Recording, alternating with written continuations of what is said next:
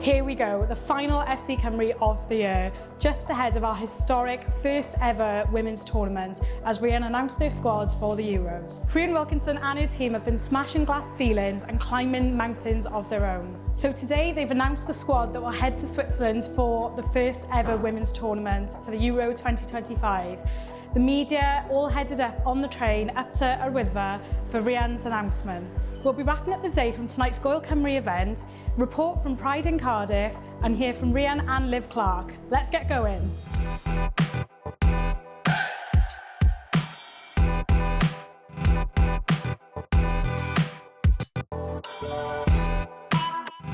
So today started at the summit of Yr Wyddfa as Rhian announced the squad who will head to Switzerland, the women that will take us to the Euros for the very first time. Shortly after, the party moved down the mountain to Talysarn. Talysarn is a community that has recently benefited from an investment from the Cymru Football Foundation for a 3G pitch. There we caught up with our number one, Liv Clark. Before the pitch was bumpy and there was mud piles all over it, but now it's transformed into a beautiful pitch. I think the community is going to grow bigger and maybe a bit more better performances. Mae'n golygu gymaint i'r gymuned. Da ni fel clwb, da ni'n gwasanaethu. Mae'n ardal wledig, felly da ni'n gwasanaethu lot o bentrefi gwledig, so mae'n golygu dim yn unig i Talysarn, ond i ardal ehangach Dyffryn Nanlle. Mae'n golygu cymaint o ran cyfleoedd pêl-droed i fechgyn, merched, pobl ifanc, ond mae hefyd yn cynnig canolbwynt rili i'r gymuned gael dod at ei gilydd. Mi oedd Talysarn yn llwyth o siopau yma, bob matha bethau yma. Wedyn, ond yr eironi ydy dim ond y clwb pêl-droed sydd dal ar ôl fel rhyw fath o ganolbwynt i'r gymuned. Wedyn, mae'n golygu cymaint i'r pentre ac i'r gymuned ehangach. It's definitely a big achievement for us as a small club. We've always been a small club looking for development. Also you can see how happy it makes the kids and the whole club is just such a good achievement for us all. It's huge, obviously I'm not from this area, but I know from back home what it does to a community, and I think we can all agree playing surfaces aren't normally the best, and that's normally the hardest thing for communities. So I think for a pitch like this to be introduced is massive, and hopefully it will give boys and girls the chance to play football from a young age and then continue that. Yeah, it's been a long time coming. Obviously we qualified 6 months ago now and it's finally here. So now it's here, we're excited to go to Portugal next week, which will be really fun. And then obviously when we're in Switzerland, that's the real deal. And yeah, I think we're all really excited for that. It's nice to see such a small country represent, and good luck to them all. We'll all be behind them, rooting for them. Our team has often tackled issues and have shown support to the LGBTQ+ community. Well, Pride in Cardiff was the community's chance to show the players their support.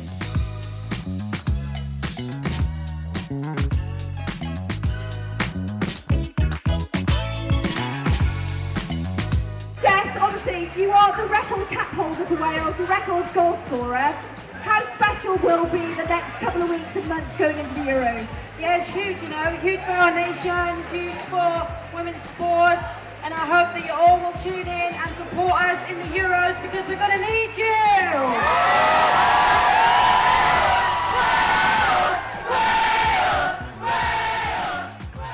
To have qualified for our first major tournament is just absolutely amazing, and you know, the representation of LGBTQ+ players in the game just makes it that extra bit special, I think, for LGBTQ+ fans. So yeah, super excited.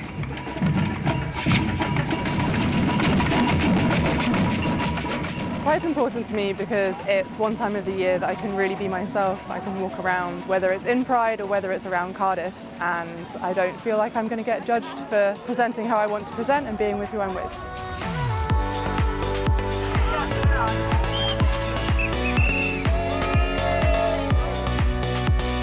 The Football Association Wales have been attending Pride Cymru now for a number of years. We have, of course, PAWB as our sort of identity for our quality, diversity, inclusion work. So this weekend is really important for us to be able to engage with a community that we really want to ensure continues to be part of the game across Wales at all levels. The FAW have done some fantastic work in recent years to make our community feel more included at a time that we're seeing quite a lot of rollback in wider society against LGBTIQ+ people.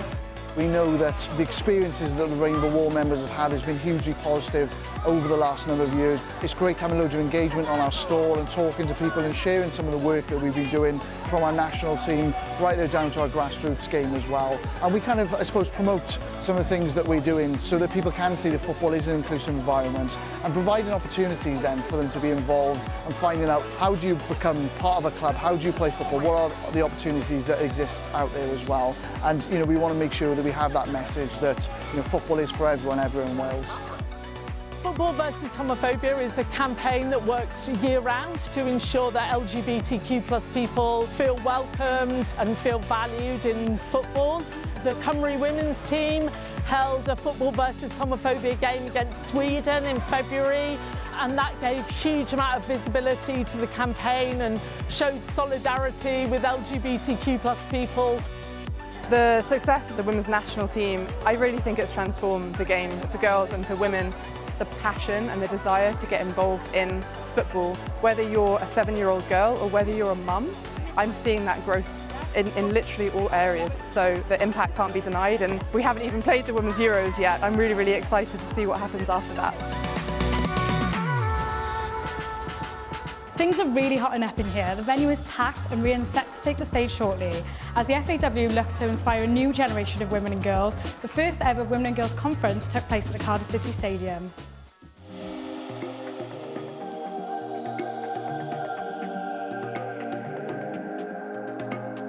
So our first Women and Girls Conference that we've delivered as an FAW, so we've been really excited about bringing together really key stakeholders from different areas of the game, different areas of Cymru.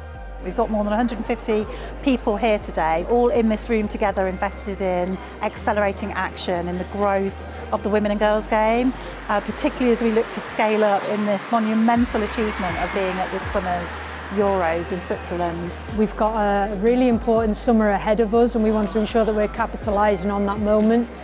So looking at how we can collaborate with our key partners moving forward to ensure that we get the best out of this amazing opportunity that we've got. I mean, the growth has been exponential, really. You can't believe where it was in 2021, as Beth talked about today, to where it is today, and it's that growth just at the grassroots level right the way through. And the performance on, on a national scale as well. That growth always comes when they're performing well, and gosh, they're performing well, and to get to the Euros is just the icing on the cake, isn't it, really?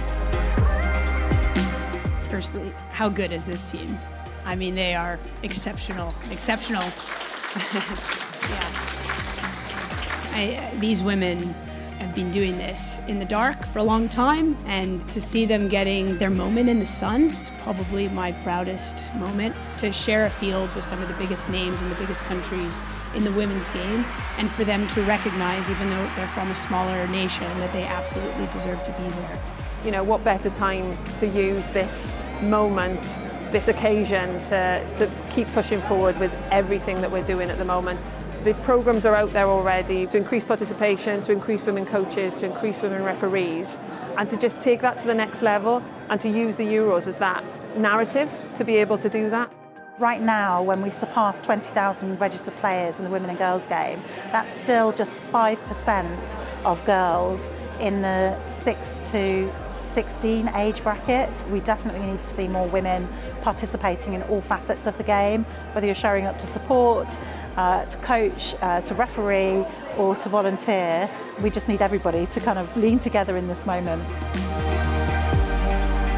I'm a big believer that if you can't see it, you can't be it. But kind of someone has to be the first to be there, and if someone sees me in that position and thinks that, okay, if she's there, then I can be there.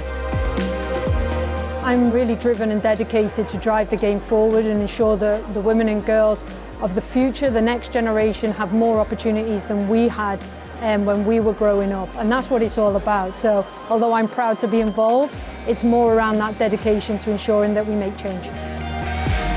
I had this conversation, and I tell the younger people in the room, when I played football when I was younger as well, and my dad had to look in the yellow pages to find my football team, and now look at where we are. I think I started working in 2006 in football, and it's changed hugely since then. There's far more influence, I think, from a women's perspective, and that's what we want to see more of.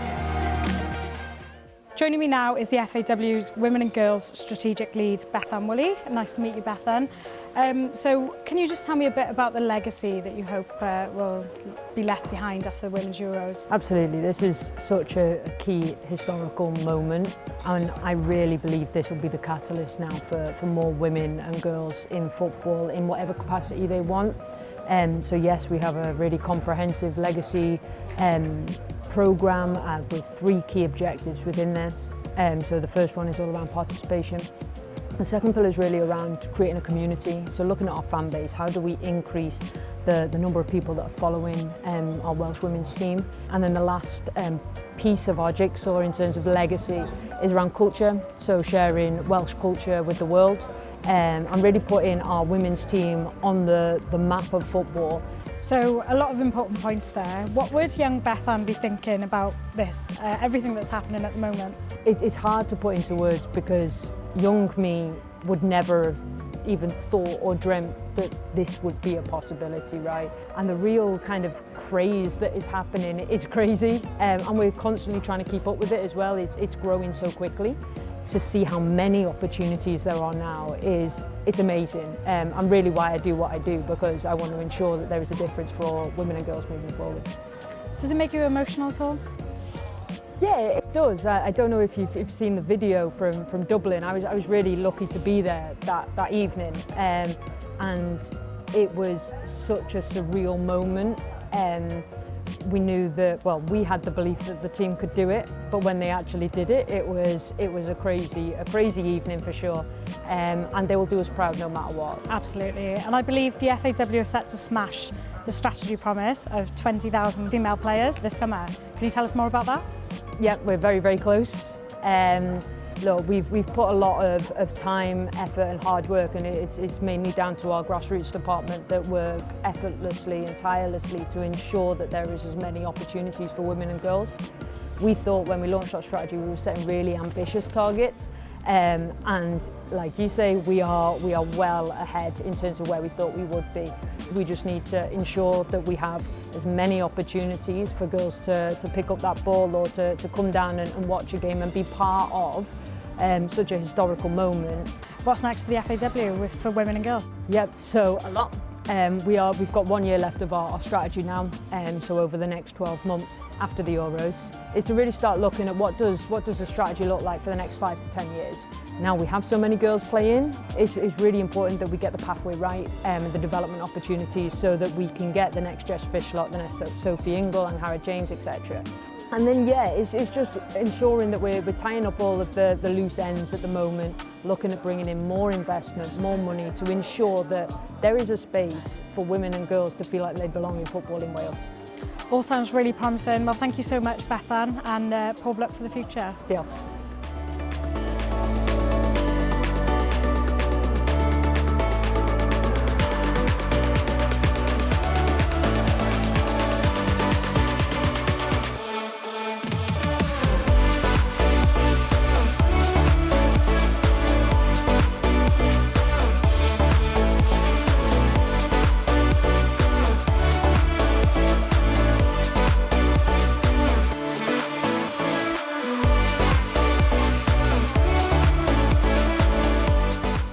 And that's it from us. A massive pob luck to Rhian and the team. We'll be cheering you on from Cymru, and for those heading to Switzerland, we'll be cheering you on from the stands. And a massive diolch yn fawr iawn from FC Cymru. We've had a great season following Welsh football, from Bala to Bale, from Fishguard to Fishlock. Diolch yn fawr and see you soon.